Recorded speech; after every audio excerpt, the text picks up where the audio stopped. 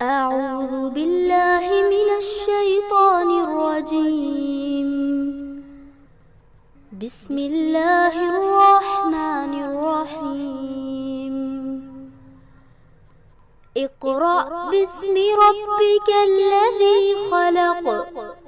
خلق الإنسان من علق. اقرأ وربك الأكرم. الذي علم بالقلم. علم الإنسان ما لم يعلم. نحمد ونصلي على رسوله الكريم والعاقبة للمتقين. اعوذ باللہ من الشیطان الرجیم. بسم اللہ الرحمن الرحیم. رب اشرح لي صدری ويسر لي امری واحلل عقدۃ من لسانی یفقهوا قولی. ربی زدنی علما. اللهم انفعنا بما علمتنا وعلمنا ما ينفعنا وزدنا علما. ربی یسر ولا تؤثر وتمم بالخیر. السلام علیکم ورحمۃ اللہ وبرکاتہ.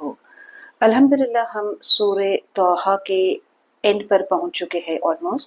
آج ہم آیت نمبر 116 سے کرتے ہیں، اور یہاں پہ اللہ تعالیٰ آدم اور ابلیس کے واقعہ کو بیان کرتا ہے. قرآن میں یہ واقعہ جو ہے آدم اور ابلیس کا، وہ 7 مقامات پر بیان ہوئے ہیں. سورہ البقرہ میں، سورہ الاعراف، سورہ الحجر، سورہ اسراء، سورہ کہف، یہاں جو آج ہم پڑھیں گے سورہ طٰہٰ اور سورہ صاد. تو آج ہم دیکھتے ہیں کہ یہاں پہ اس سورے میں اللہ نے آدم اور ابلیس کے واقعات کے کیا اہم چیز بیان کی ہے. وَإِذْ قُلْنَا لِلْمَلَائِكَةِ اسْجُدُوا لِآدَمَ فَسَجَدُوا إِلَّا إِبْلِيسَ أَبَى. اور جب کہا ہم نے فرشتوں کو اسجدو، تم سجدہ کرو، لآدم آدم کو، فسجدو تو اس نے سجدہ، فسجدو تو سب نے سجدہ کیا، الا سوائے ابلیس کے، ابا اس نے انکار کیا. تو یہاں اللہ صرف اس واقعے کی اس بات کو بیان کرتا ہے کہ اللہ نے جب ایک حکم دیا تھا فرشتوں کو کہ آدم کو سجدہ کرے، تو سبھی نے اس حکم کو مانا سوائے کون؟ سوائے ابلیس کے. تو یہ اللہ یہاں پہ یہ بتانا چاہتا ہے آدم اور ابلیس کی جو امپورٹنٹ کوالٹی ہے اس کو اس واقعے میں یہاں اس پورشن میں بیان کیا ہے. اور ابلیس کی صفت یہ بتا ہے کہ وہ کیا تھا؟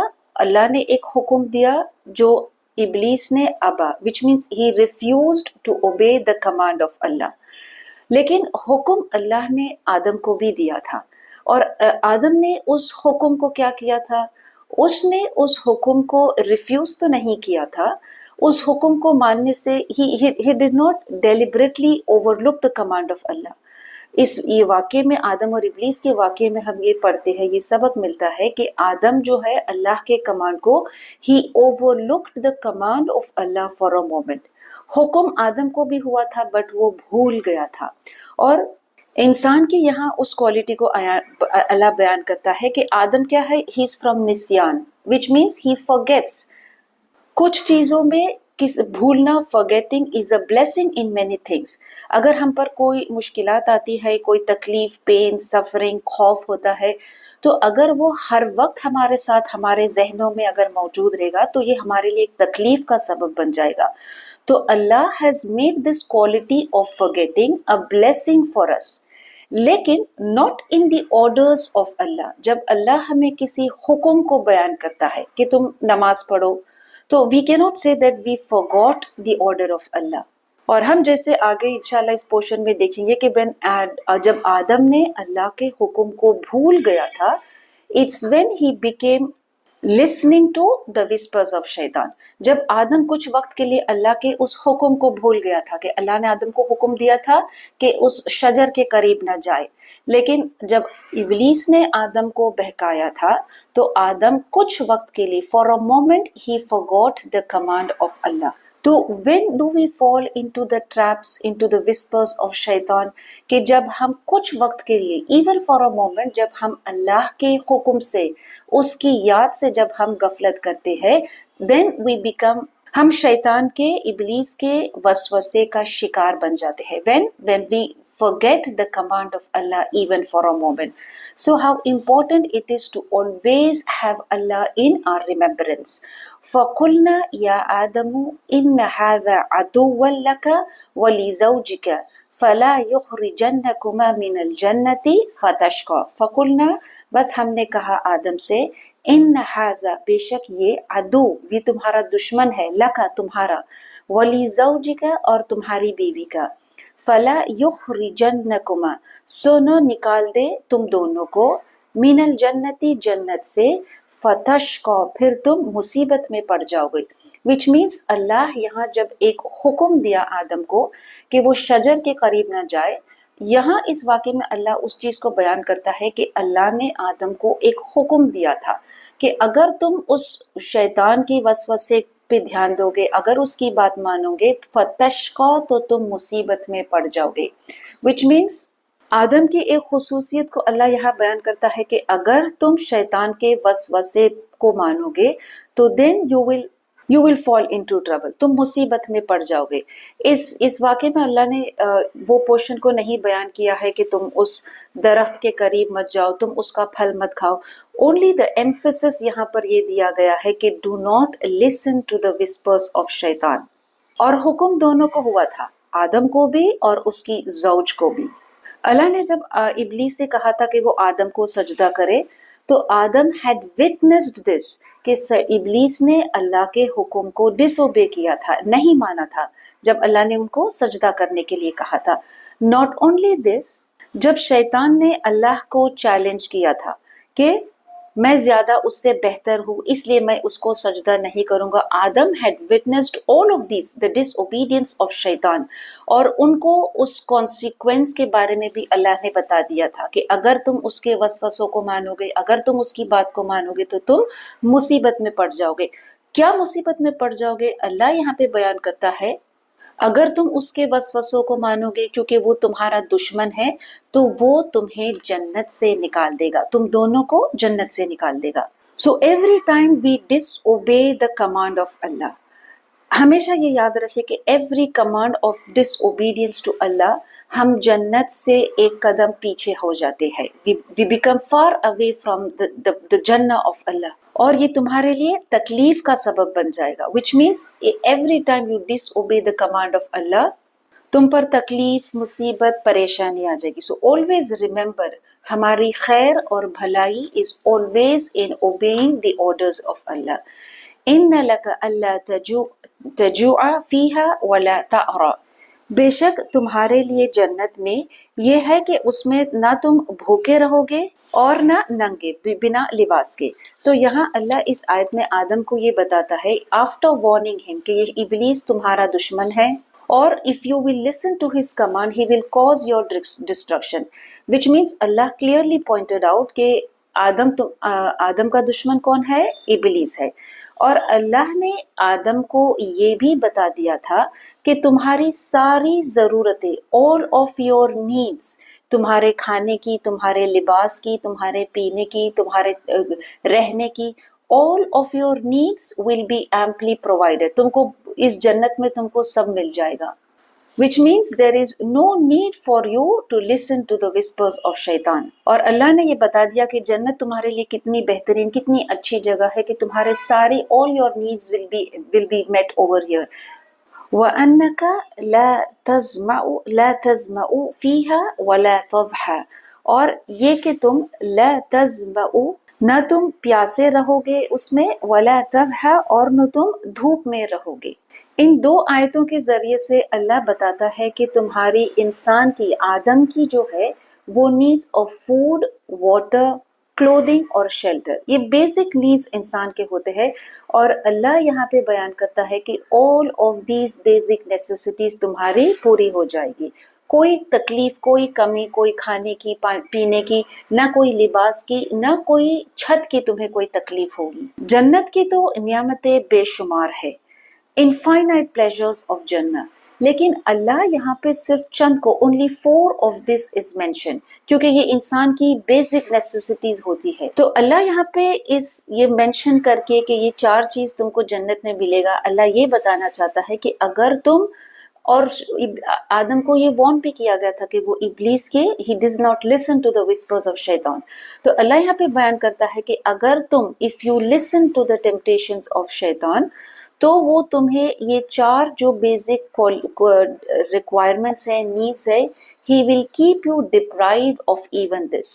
کیونکہ اللہ نے آدم کو وارن کیا تھا کہ تم اگر اس کی بات مانو گے فتشقا تو تم مصیبت میں پڑ جاؤ گے، which means now all of these basic necessities جو تم کو جنت میں مل رہے ہیں، اس کے علاوہ بے شمار نعمتیں جنت میں ہے، لیکن اللہ ان کو مینشن کر کے یہ بتا رہا ہے کہ یہ بیسک نیسیسٹیز جو ہے you will be even deprived of this اگر تم اس کے وسوسے کو مانو گے.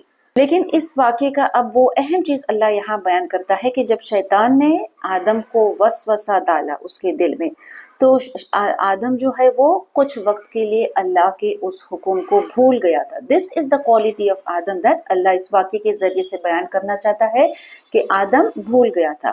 فوسوس الیہ الشیطان قال یا آدم هل ادلک علی شجرۃ الخلد والملک لا یبلی، اور فوسوسہ پھر وسوسہ ڈالا الیہ اس کی طرف شیطان نے، قال اس نے کہا یا آدم اے آدم هل ادلک کیا میں تجھے رہنمائی کروں علی شجرۃ الخلد اس درخت کی، ہمیشہ رہنے والے درخت کی، وملک لا یبلی اور بادشاہت کی جو کبھی ختم نہیں ہوگی.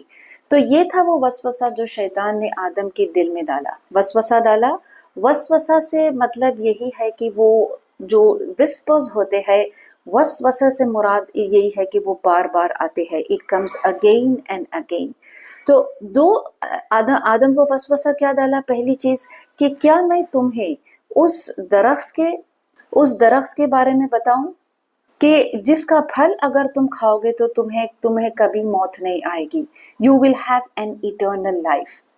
اب ایک وسوسہ تو ڈالا تھا، دوسرا وسوسہ کیا ڈالا؟ وَمُلْكِ لَا يَبْلَى، کہا ابلیس نے کہا کہ تمہیں نہ صرف ایک ایٹرنل لائف بلکہ تمہیں بادشاہت بھی ملے گی ہمیشہ ہمیشہ کی، which means you will have that authority. جب ابلیس نے جب وسوسہ ڈالا آدم کے دل میں تو آدم جو ہے وہ اللہ کے حکم کو بھول گیا تھا. اللہ نے تو حکم کیا تھا کہ وہ اس شجر کے قریب نہ جائے، لیکن what made him to obey the whispers of شیطان کہ آدم کچھ وقت کے لیے اللہ کے حکم کو he forgot the command of Allah. فَأَكَلَ مِنْهَا فَبَدْ لَهُمَا سَوْآتُهُمَا وَتَفِيقَا يَخْصِفَانِ عَلَيْهِمَا مِنْ وَرَقِ الْجَنَّةِ وَعَصَىٰ آدَمُ رَبَّهُ فَغَوَىٰ. فَأَكَلَ تو بس ان دونوں نے، دیکھیں یہاں پہ جو صیغہ استعمال ہوا ہے وہ ڈیوئل کا ہے، which means صرف آدم نے نہیں، صرف آدم did not disobey اللہ. فَأَكَلَ سے مراد ہے ان دونوں نے اس کا پھل کھایا. فبد سو ظاہر ہو گئے لہما ان دونوں پر سوآتہما ان کی شرمگاہ. جیسے ہی دونوں نے درخت کے پھل کھائے تو ان کی شرمگاہ ان کو ایک دوسرے کو ایکسپوز ہو گئے. وتفیقا اور وہ دونوں نے جوڑنے لگے علیہما اپنے اوپر من ورق الجنتی جنت کے پتوں سے اپنے آپ کو وہ کور کرنے لگے. وعصا آدم اور نافرمانی کی آدم نے ربہ اپنے رب کی فغوا تو وہ بہک گیا تھا. which means اب کچھ وقت کے لیے آدم ڈس اوبیڈ دا کمانڈ آف اللہ. جیسے ہی اللہ کے حکم کو ڈس اوبے کیا، what was the first consequence کہ ان کے جو سطر ہے ایک دوسرے کو ظاہر ہو گئے، ان کے جو لباس ہے وہ اتر گئے. which means their innocence جو تھا وہ اب ان کے جسم سے اتر گیا، اور ان کی جو their nakedness جو شرمگاہ تھی وہ ایک دوسرے کو اپیئر ہو گئی تھی، اور انہوں نے اپنے آپ کو کیا کیا؟ جنت کے پتوں سے ان کو ڈھانپنے لگا. کیونکہ جنت کی نعمتوں میں سے یہ بھی ایک نعمت تھی. اللہ پیچھے کیا فرمایا کہ میں نے تمہیں ہر چیز I have provided for all your needs in Jannah. تو لباس بھی جنت کا ایک بہترین نعمت جو اللہ نے ان کو دیا تھا، اب وہ اس سے بھی کیا ہو گئے؟ اب وہ محروم ہو گئے. تو وہ لباس بھی ان کا کیا ہے؟ اتر گیا. اور پھر ان کو بھوک پیاس اب وہ ساری جو جنت کی نعمتیں ہیں جو ان کو بہت فریلی اللہ نے دیا تھا. قرآن کی جب ہم سورہ البقرہ پڑھے تو اللہ کیا آدم کو فرماتا ہے کہ تم رہو جنت میں اور تم کھاؤ اور پیو جہاں سے تم چاہو. تو اب یہ جو نعمتیں ان کو جنت میں ملے گی فری کہ جہاں سے وہ چاہے کھائے پیے, all of this now will be restricted. اب آدم کو کیا ہے, now he will not get all of these things at free of cost, he has to work hard for it.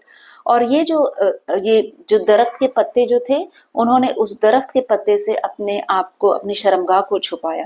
تو always remember one thing کہ جب ہم اللہ کی نافرمانی کرتے ہیں, when we disobey اللہ, ہم سے جو the favors of اللہ, جو اللہ کی نعمتیں ہیں ہم سے, اللہ وہ ہم سے وہ چھین لیتا ہے. آدم اور ابلیس کے جو ڈس اوبیڈینس سے ہم ایک اہم فرق کو سمجھے کہ جب ابلیس کو حکم ہوا تھا تو اس نے تکبر کی وجہ سے آدم کو سجدہ کرنے سے انکار کیا. سو ایز اے کانسیکوینس اللہ نے اس کو جنت سے نکال دیا تھا. لیکن آدم نے جو ڈس اوبے کیا تھا وہ شیطان کے وسوسے میں آ کے he forgot for a moment he forgot the order and the command of Allah. اور آدم جو ہے وہ انٹینشنلی اللہ کو ڈس اوبے نہیں کیا تھا. یہ انسان کی فطرت, ایک ہیومن ویکنس اس واقعے میں اللہ بیان کرتا ہے کہ انسان کیا ہے, بھول جاتا ہے. کیونکہ آدم جو ہے اس کو he did not have a previous example to be followed. آدم سب سے پہلا انسان تھا اس دنیا کا. اگر آج ہم کوئی برائی کرتے ہیں so we have a previous example. اللہ ہمیں قرآن میں بیان کرتا ہے کہ دیکھو do not follow your forefathers in these bad things. Follow the messengers who have gone. So we have a previous example. لیکن آدم کے لیے کوئی previous example نہیں تھا کہ جس کو وہ دیکھے کہ this is how a model should be. آدم سب سے پہلا انسان تھا جو اللہ نے بنایا, تو وہ بھول گیا تھا کچھ وقت کے لیے اللہ کے حکم کو. ثم اجتباہ ربہ فتاب علیہ وہدی, پھر اس کو چن لیا ربہ, اس کا رب, فتاب تو توجہ فرمائی اس پر, وہدا اور اسے ہدایت دی. وچ مینز آدم کو جب احساس ہوا کہ اس نے اللہ کی کمانڈ کو ڈس اوبے کیا تو انہوں نے اللہ سے توبہ کیا, اور اللہ نے نہ صرف ان کی توبہ کو ایکسیپٹ کیا, وہدا بلکہ ان کو ہدایت بھی دی. اور نہ صرف یہ کہ ان کو ہدایت دی بلکہ ہی میڈ ہم اے پروفٹ آلسو. اور اللہ نے آدم کو he gave him the guidance. What guidance? The guidance of the code of life, کہ ایک کتاب کی شکل میں. اور سورہ البقرہ میں ہم نے پڑھا کہ آدم کو یہ ایک کتاب دیا گیا کہ اگر تم چاہتے ہو کہ تم that you should not be misguided, تو اس کتاب کو مضبوطی سے پکڑنا. It is not correct to say کہ آدم جو تھے وہ ایک نبی تھے, he was a prophet and he disobeyed, وہ اللہ کی نافرمانی کر کے گناہ میں پڑ گئے تھے, بلکہ اٹ واز دیٹ جو بھول ہوئی تھی, آدم سے کوئی گناہ نہیں ہوا تھا بلکہ وہ اپنے رب کے حکم کو بھول گئے تھے. which means it was a mistake that he forgot the command of Allah for a moment. اور آدم کو تو جیسے پہلے کہا گیا کہ he did not have a prototype before, کہ ان کو کوئی ایک ماڈل تھا, ایک پریویس ایگزامپل تھا جس کو وہ فالو کرے. he was the first man. تو اللہ نے ان کو ہدایت دی, اور اللہ کی ہدایت یہ بھی ہے کہ then he protects you from further sin. تو اس حکم کو جو اس حکم کی جو نافرمانی آدم نے کی تھی اس کے بعد he did not commit any sin. So this is the guidance of Allah that he protects you from further sin. اور آدم was forgiven because of this reason کہ وہ intentionally اللہ کے کمانڈ کو ڈس اوبے نہیں کیے تھے. جب ان کو احساس ہوا when he realized کہ انہوں نے غلطی کی ہے, جب ان کی شرمگاہ ایک دوسرے کو ظاہر ہو گئے تھے تو انہوں نے توبہ کی تھی. But if you contrast with ابلیس کہ اس کا جو رویہ تھا, اس نے he also disobeyed the command of Allah, لیکن he persisted in his sin. وہ اپنے گناہ پر اڑا تھا, اور نہ صرف یہ بلکہ اللہ سے اس نے چیلنج کیا تھا اور اللہ پہ یہ الزام لگایا تھا کہ تو you are responsible for me going astray. اور تکبر کیا تھا کہ میں آدم کو سجدہ اس لیے نہیں کروں گا because I am better than him. اب اللہ نے ان سے کیا کہا, قال اہبطا, فرمایا کہ تم دونوں اتر جاؤ, منہا یہاں سے, جمیعاً سب, بعضکم لبعض عدو, تم میں سے بعض کے دشمن ہے. فَإِمَّا يَأْتِيَنَّكُم مِّنِّي هُدًى فَمَنِ اتَّبَعَ هُدَايَ فَلَا يَضِلُّ وَلَا يَشْقَىٰ۔ بس اگر تمہارے پاس آئے میری طرف سے ہدایت، فَمَنِ اتَّبَعَ تو بس جو پیروی کرے میری ہدایت کی، فَلَا يَضِلُّ تو نہ وہ گمراہ ہوگا، وَلَا تَشْقَىٰ اور نہ وہ بدبخت ہوگا۔ تو اللہ نے حکم کیا کہ وہ دونوں اتر جائے جنت سے، اور ابلیس بھی، جمیعاً بعضکم لباس، تم آپس میں، انسان شیطان کا دشمن ہوگا، شیطان انسان کا دشمن ہوگا، اور انسان انسان کا بھی دشمن ہوگا۔ تو اللہ نے ان کو اس جنت سے اتار دیا with enmity between each other، اور ایک حکم دیا تھا کہ جو اس ہدایت کو اگر فالو کرے گا تو پھر he will not go astray۔ اب اللہ نے تو انسان کو اس جنت کے لیے پیدا کیا ہے، اس دنیا میں اللہ نے ہمیں بھیجا ہے کہ ہم کچھ عمل کریں، کچھ کام کریں، and we go back to our original home۔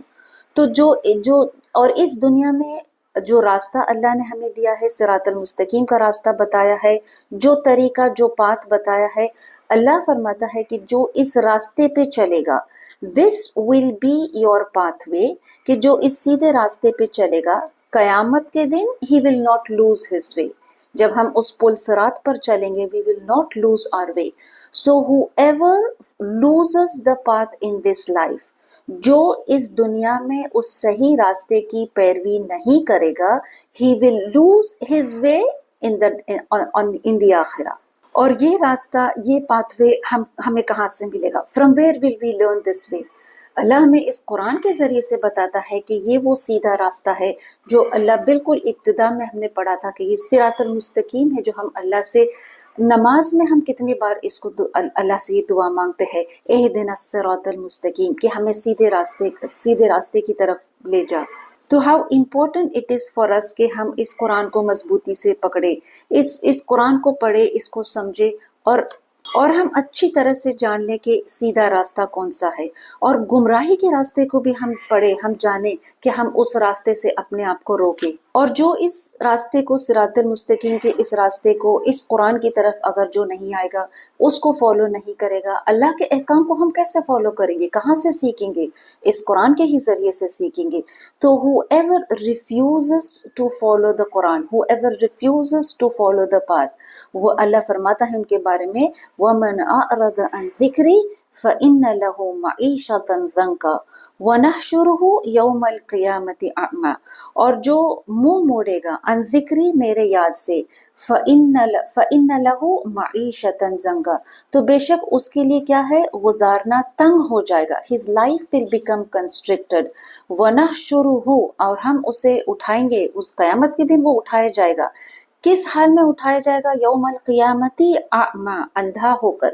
جو انسان جس کو اللہ نے آنکھیں دی تھی، قیامت کے دن جب اس کو اٹھایا جائے گا تو کس حالت میں ہوگا؟ وہ اندھا ہوگا، کیونکہ اور وہ اللہ سے پوچھے گا کہ اللہ دنیا میں تو نے مجھے آنکھیں دی تھی، میں دیکھ سکتا تھا، تو اب مجھے کیوں اس طرح سے اٹھایا گیا ہے اندھا بنا کر؟ اللہ فرمائے گا کہ تو نے دنیا میں میری ذکر سے، میری آیتوں سے تو نے منہ موڑا تھا، you turned blind towards the commands of mine, towards the deen of mine، تو آج تمہیں اسی حالت میں تم کو اٹھایا جائے گا۔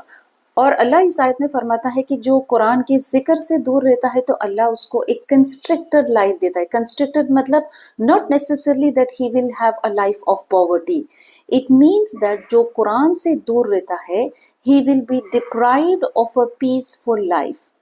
وہ چاہے مالدار ہو سکتا ہے، لیکن whoever opposes the message of Allah، whoever turns away from the guidance of Allah، اور گائیڈنس اور ہدایت سے مراد صرف قرآن نہیں ہے بلکہ اللہ کے رسول صلی اللہ علیہ وسلم کی سنت بھی ہے۔ تو جو قرآن اور سنت سے جو اپنے آپ کو دور رکھے گا تو اس کی لائف کیسی ہو جائے گی؟ اللہ فرماتا ہے ضنکا، it will be very constricted۔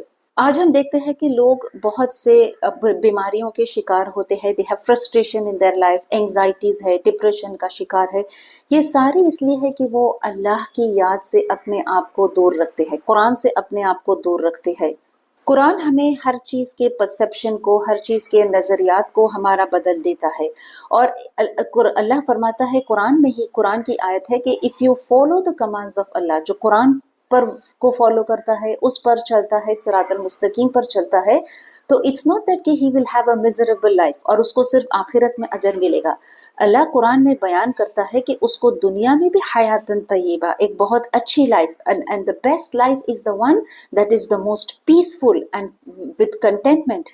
تو ہم اپنے وقت کو، اپنی صلاحیت کو، اپنی عمر کو، اپنے مال کو ہم کہاں لگائیں؟ اس ابدی زندگی میں جہاں ہم ہمیشہ رہنے والے ہیں۔ اس دنیا میں اللہ نے ہمیں بھیجا ہے ایک وقت کے لیے کہ ہم اس دنیا میں عمل کریں، اور عمل کیسا کریں؟ جیسے اس ہدایت، جیسے اس کتاب کے مطابق جو اللہ نے ہمیں دے کر اس دنیا میں بھیجا ہے۔ اف یو فالو دیٹ، تو ہماری زندگی جو ہے وہ کنسٹرکٹڈ نہیں رہے گی۔ قرآن کی ہی ایسی ہی ایک آیت ہے کہ جہاں قرآن میں اللہ فرماتا ہے کہ جو اس قرآن کو پر چلتا ہے، جو اس ہدایت کو مانتا ہے، تو اللہ اس کے سینے کو خوشادہ کر دیتا ہے، اور جو اس قرآن سے دور رہتا ہے اس کا سینہ ایسا ہوتا ہے that as if وہ بہت تنگ ہو گیا ہے، اور اس کو ایسا محسوس ہوتا ہے کہ جیسے وہ کوئی شخص جب اونچائی کی طرف، آسمان کی طرف مطلب اونچائی کی طرف جب وہ چڑھتا ہے تو he feels suffocated, that means he is not able to breathe. Life becomes very tight and constricted. اللہ کے رسول صلی اللہ علیہ وسلم نے کہا کہ کوئی شخص جو ہے جب وہ صبح اٹھتا ہے اور اس کی فکر صرف دنیا کی فکر ہوتی ہے کہ اب مجھے کیا کرنا ہے، اب مجھے کتنا کمانا ہے، تو اللہ puts the needs between his eyes, which means کہ اس کا ہر وقت وہ اس مشقت میں رہتا ہے کہ اب اس کو کیا کرنا ہے، کیا کام کرنا ہے، ساری دوڑ دھوپ اس کی صرف دنیا کے ہی لیے رہتی ہے۔ اس کا مطلب یہ نہیں ہے کہ ہم کام کاج نہیں کریں، بٹ یہ ہے کہ ہمارا فوکس جو ہے، we don't lose the focus of the آخرہ۔ ہم کام تو دنیا میں کریں، لیکن ہم یہ تصور کریں کہ we are doing all of this to earn the pleasure of Allah, تو اللہ ہماری ساری ضرورتوں کو پورا کرے گا، اور ہمارے مال کی، ہمارے صحت کی، ہمارے گھر والوں کی، ہر چیز کی وہ حفاظت کرے گا۔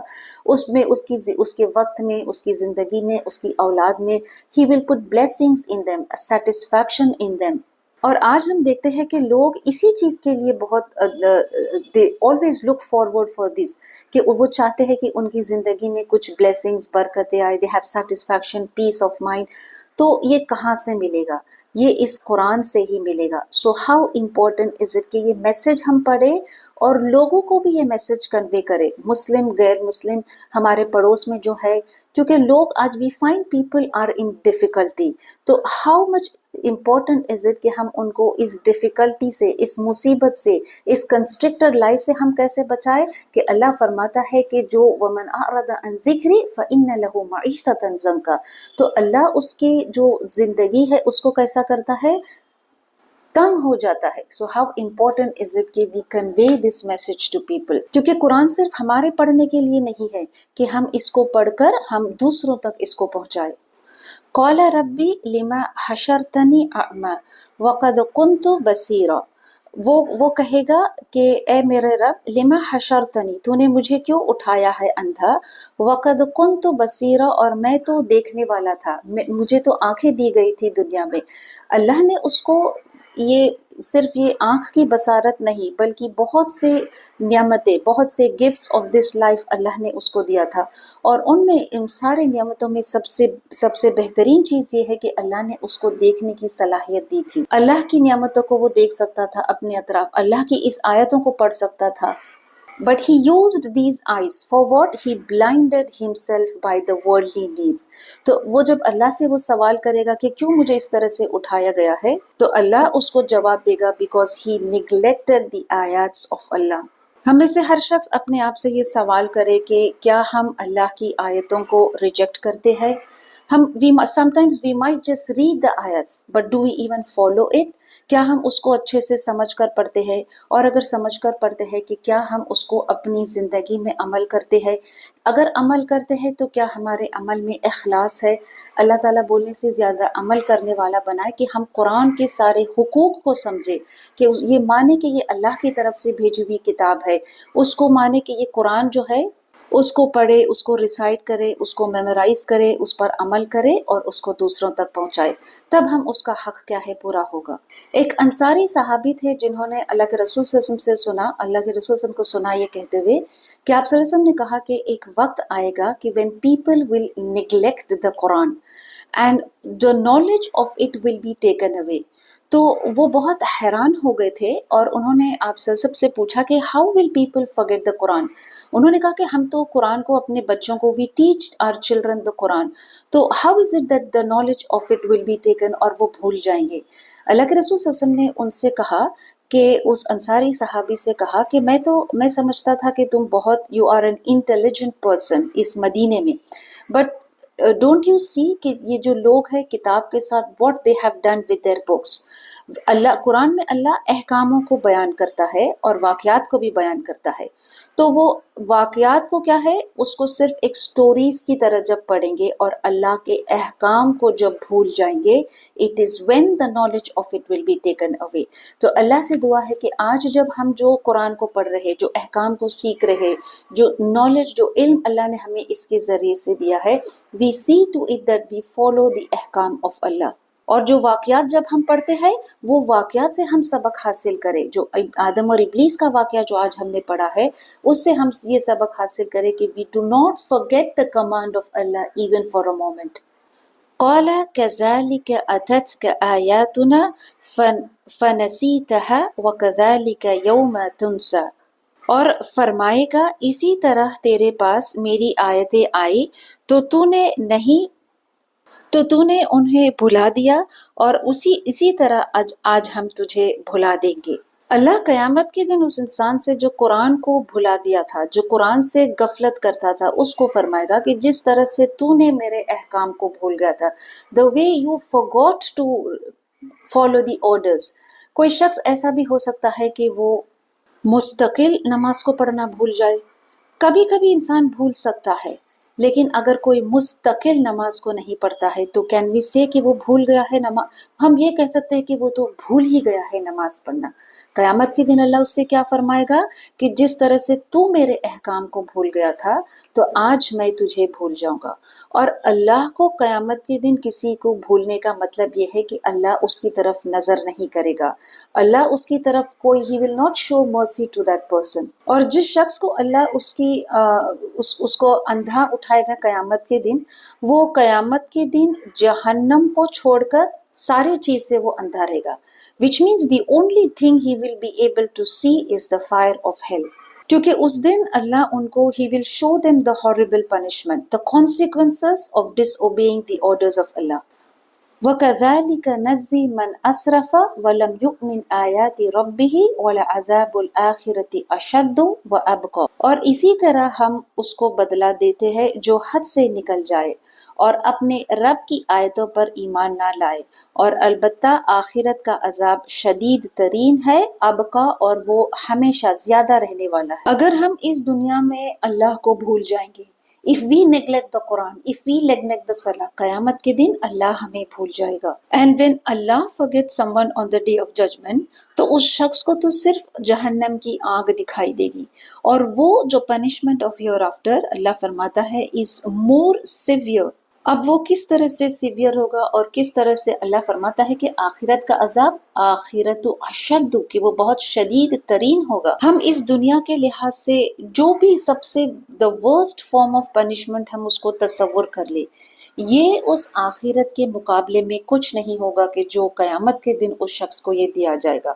اور دنیا کا عذاب جو ہے، دنیا کی جو پنشمنٹ ہے، وہ تو اس کی موت سے ختم ہو جائے گی، لیکن وہ قیامت کا عذاب جو شدید عذاب ہے وہ ابقا، وہ ہمیشہ رہنے والا ہے۔ اللہم اجرنا من النار۔ So if we want to escape from this punishment، the solution is very simple، کہ ہم اللہ کی یاد سے غفلت میں نہ رہے، ہم اللہ کے حکم سے غفلت میں نہ رہے، ہم اللہ کے حکم کی نافرمانی نہ کرے۔ اگر ہم سے کوئی بھول چوک ہوتی ہے تو اللہ تو اس کو معاف کرنے والا ہے۔ یہی تو ہم اس واقعے میں پڑھے ہیں کہ آدم سے جو بھول ہوئی تھی، اللہ forgave him for it۔ لیکن تکبر کرنا اور گناہ کر کے گناہ پر اڑے رہنا، گناہ کر کے اس کی توبہ نہیں کرنا، یہ تو ابلیس کی صفت ہے، اور اس کا مقام کہاں ہے؟ جہنم۔ افلم یہدی لہم کم اہلکنا قبلہم من القرون یمشون فی مساکنہم ان فی ذلک لآیۃ لأولی النہی۔ اور کیا ہم نے انہیں ہدایت نہیں دی کہ ہم نے ان سے پہلے کتنی بستیوں کو، کتنی قوموں کو اجاڑ دیے۔ یمشون فی مساکنہم، وہ چلتے پھرتے ہیں ان کے مساکین میں، ان فی ذلک لآیۃ لأولی النہی، اور بے شک اس میں نشانیاں ہے عقل والوں کے لیے۔ تو یہاں مکہ والوں کی طرف اشارہ ہے کہ اللہ فرماتا ہے کہ کیا ان کے لیے یہ عبرت کی چیز نہیں ہے کہ جو ان سے پہلے جو گزر چکے تھے تو ان کے کھنڈرات بھی وہاں پہ موجود تھے، تو کیا انہوں نے ان کا جو حشر ہوا، ان پہ جو واقعات گزرے، کیا انہوں نے نہیں دیکھا؟ وچ مینس کیا یہ ساری چیزیں did not all these guide you? جیسے ہم کسی شخص کو کوئی چیز سے خبردار کرتے ہیں، کوئی چیز اس کے سامنے ہی ہم دیکھتے ہیں، بیان کرتے ہیں، اور وہ بات نہیں مانتا ہے، اور ہم بار بار اس کو وہی چیز دہراتے ہیں، اسی وارننگز کو ہم ریپیٹ کرتے ہیں، اور وہ ہے کہ اس کو ماننے کے لیے تیار نہیں ہوتا ہے، تو ہم یہ سوچتے ہیں کہ یہ شخص کتنا زیادہ گمراہ ہو چکا ہے کہ ہم اس کو ایک سیریس ایشو کے بارے میں بتاتے ہیں، ایک اس کی خیر اور بھلائی کی چیز بتاتے ہیں، اور یہ ہے کہ اس کو بس ٹھکراتا ہے، ڈینائی کرتا ہے، کبھی ثبوت مانگتا ہے، کبھی لاجک مانگتا ہے کہ ہم اس پہ کیوں عمل کریں، ہم یہ راستے پہ کیوں چلے، یہ راستہ ہمیں کہاں لے جائے گا۔ ایک عقل مند انسان، عقل مند شخص وہ ہے کہ جب اس کو نصیحت دی جاتی ہے، جب اس کو حق کی طرف بلایا جاتا ہے کہ تو وہ اس نصیحت کو قبول کرتا ہے۔ ہم سے پہلے، ہم سے پچھلے جو سارے دور گزر چکے ہیں، ان میں ہمارے لیے نشانی ہے کہ ہم ان کے حالات کو پڑھتے ہیں۔ قرآن ان کے واقعات کو بیان کرتا ہے کہ the destruction of communities کیوں ہوا تھا۔ ہم اس کو ایک ہسٹوریکل ایسپیکٹ سے، اگر ہم کسی ہسٹری کی کتاب میں جب پڑھتے ہیں تو ہمیں یہ بتایا جاتا ہے کہ یہ ایک سویلائزیشن تھا، یہ ختم ہو گیا، اور پھر ایک دوسرا سویلائزیشن آیا، ایک دوسرا دور آیا۔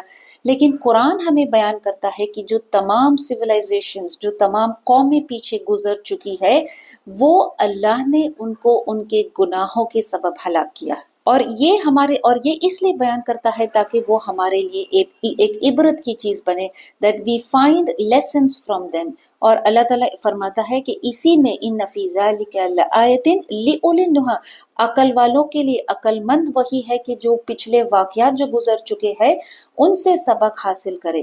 اور پچھلے واقعات میں سب سے پچھلا واقعات، the most first of the incidents، سب سے پہلا جو واقعہ انسانی تاریخ میں جو گزرا ہے، آدم اور ابلیس کے واقعہ، اس سے عقل مند والوں کو کتنی ہی عبرت کی چیزیں، کتنے ہی لیسنس، کتنے ہی سبق اس سے حاصل کرنا چاہیے۔ اللہ تعالیٰ سے دعا ہے کہ ہمیں اس قرآن کو مضبوطی سے پکڑنے کی توفیق دے، قرآن پر چلنے، اس پر عمل کرنے، اور اس کو دوسروں تک پہنچانے والا بنائے۔ ربنا تقبل منا انک انت السمیع العلیم وتب علینا انک انت التواب الرحیم۔ سبحانک اللہم وبحمدک، نشہد ان لا الہ الا انت، نستغفرک ونتوب الیک۔ السلام علیکم ورحمۃ اللہ وبرکاتہ۔ اللہم آنس وحشتی فی قبری، اللہم ارحمنی بالقرآن العظیم وجعلہ لی اماما ونورا وہدی ورحمہ۔ اللہم ذکرنی منہ ما نسیت وعلمنی منہ ما جہلت وارزقنی تلاوتہ آناء اللیل وآناء النہار واجعلہ لی حجۃ یا رب العالمین۔ السلام علیکم ورحمۃ اللہ وبرکاتہ۔